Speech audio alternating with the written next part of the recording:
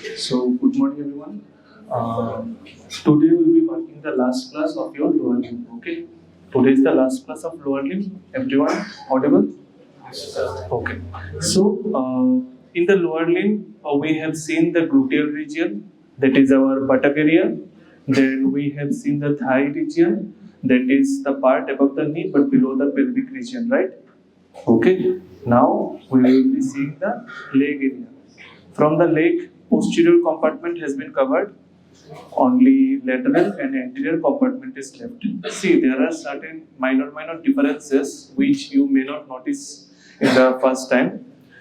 In case of thigh, we generally call about the obturator compartment or the medial compartment, and we have the anterior compartment. In case of thigh, we have the medial compartment, we have the anterior compartment, and posterior compartment is always present. But in case of leg, we have anterior compartment and lateral compartment. There is no medial compartment, right? There is no medial compartment, and posterior compartment is already present. You don't need to write these things. This is everything is present in box in your books, so that will not be an issue. Okay, I have written it to give you a complete summary before starting the class. So, as I have already told, so the leg area starts from below the knee and up to the foot. Okay, and this will be your last lower limb class. After that, we will be moving to abdomen. Okay. Now, let us have a quick revision of all the muscles. So, thigh though already covered in the last week. So, in the leg, what are the muscles of the posterior compartment?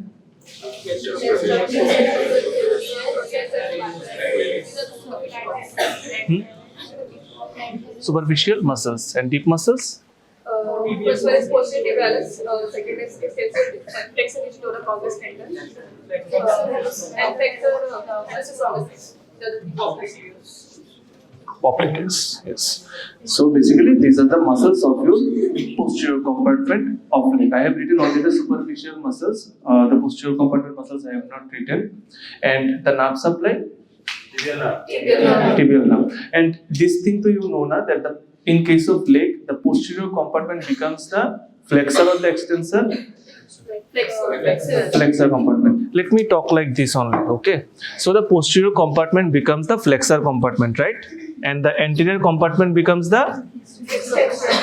So during embryology period, you will see that what happens, there occurs a rotation. In case of babies, rotation occurs. Okay, the legs rotate like this. So you will see that in case of your upper limb, you bend it like this because this is the flexor compartment. So you flex your hand like this, right?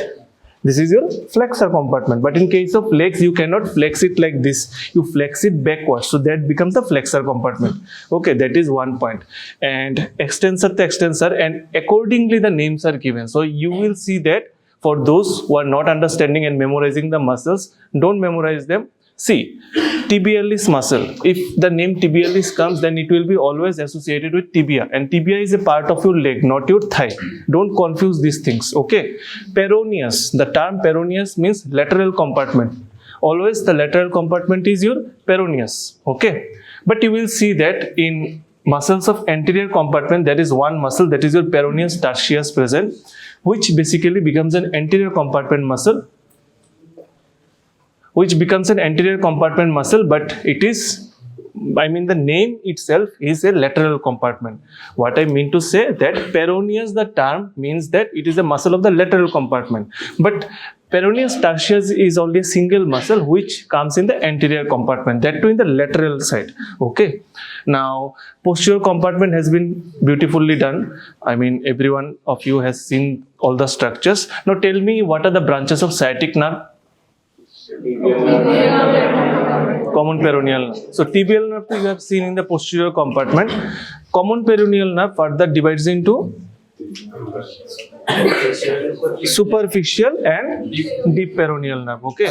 So there is one question regarding your common peroneal nerve, that common peroneal nerve injury results in foot drop. So that injury occurs at what level? So basically, when you will be taught fibula, the fibula has a neck part. Okay, the common peroneal nerve winds around that neck part, and during any lateral leg injury, whenever there is any injury in the lateral side, suppose a pedestrian is walking in the road and a car bumped into him, so his lateral compartment will be bashed. In that situation, there will be foot drop. Foot drop means the person will be having a steppage gait. Steppage gait means the person will be walking on his or her toes. This will be the gait like this. Okay, in this way you will walk. The person will be walking on their toes like this. Okay, this is a foot drop. While they will be allowed to sit in a bed, their foot will drop like this. They cannot. Why? Because the common peroneal nerve is gone, and from this flow chart you can see that this deep peroneal nerve and this superficial peroneal nerve, which are branches of your common peroneal nerve, they supply the anterior muscle. So extension is not possible. Okay, extension is not possible, so the foot drops like this. That is the main thing. Okay, clear? So you'll be able to write why foot drop occurs in common peroneal nerve injury. Okay, fine. Now coming to the main dissection part, posterior compartment has been done. Now coming to the anterior and lateral compartment, which we will be covering in these 2 days. Okay, in anterior compartment we have 5 structures in total. How to remember those structures? They are remembered from medial to lateral. Okay, from medial side to lateral side we remember this thing, and there is a mnemonic for this. The Himalayas are never dry places. Okay, so first of all, from medial side, da means tibialis anterior. Okay, tibialis anterior, that is our first structure. It is a muscle. Okay, so here these are not, all of them are not muscles. These should be structures. I have written it wrong. So these are structures. Okay, muscles are only tibialis anterior, extensor hallucis longus, extensor digitorum longus, and peroneus tertius. Okay, these 2 structures, these are, one is artery, one is nerve. These are the 5 or 6 structures that are present from medial to lateral. First of all, your tibialis anterior, then Himalayas, extensor hallucis longus, then artery, that is your anterior tibial artery, then nerve. Nerve is your deep peroneal nerve, and then places, peroneus tertius. Everything covered? Dry. Oh, dry. Dry is extensor digitorum longus, and then places your peroneus tertius. Okay, peroneus tertius. Now nerve is deep peroneal nerve and artery is anterior tibial artery. Then in the lateral compartment you have 2 more muscle. One is your peroneus longus, another one is your peroneus brevis. Now how to identify these structures? See, tertius is anterior compartment muscle, longus is a long muscle, and brevis, the term brevis means small. Okay, so this will be a small muscle.